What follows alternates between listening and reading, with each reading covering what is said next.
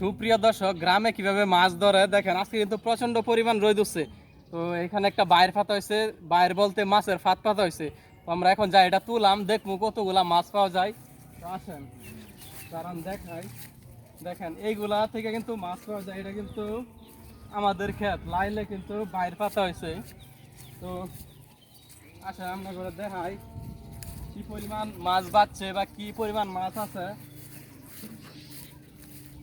প্রচন্ড রোদে রোদে কিন্তু মাছ বাজে, এই যে দেখেন। তো এটা এখন আমি তুলবো, দেখবো কি মাছ আছে এটার ভিতরে, কি মাছ পাওয়া যায়। পানি কিন্তু সেই গরম, ভালো ভিড় হয়েছে। এই যে একটা মাছ ফাল দিছে। তো ক্যামেরাম্যান একটু কাছে আসো। তো এটার ভিতরে প্রিয় দর্শক, মাছ দু নাই, মাছ দু অল্প কয়টা। ফুলাফান মানুষ পাচ্ছে, মানে মাছ এরকম একটা বাচ্ছে না। একটু কাছে না দেখো ভিতরে মাছ ওই যে আছে, অল্প কয়টা আছে। তো দারহিনা মাছ, পুঁটি মাছ, আবার গুতুম মাছ, মানে অনেক ধরনের মাছ আছে, ছোট ছোট মাছ। তো এটা হচ্ছে গিয়ে এই যে এই দিকটা হচ্ছে গিয়ে মাছ ঢুকে, এই দিকটা যদি মাছ একবার ঢুকে, এটা ঢুকলে কিন্তু বাইর হইতে পারে না, ঠিক আছে। ঢুকতে পারে কিন্তু বাইর হইতে পারে না। তো এটা হচ্ছে মাছের বাইর, এটা হচ্ছে আমাদের গফরগাঁও ময়মনসিংহ। তো এইগুলা কিন্তু জায়গায় জায়গায় পাইতে আছে, ঠিক আছে।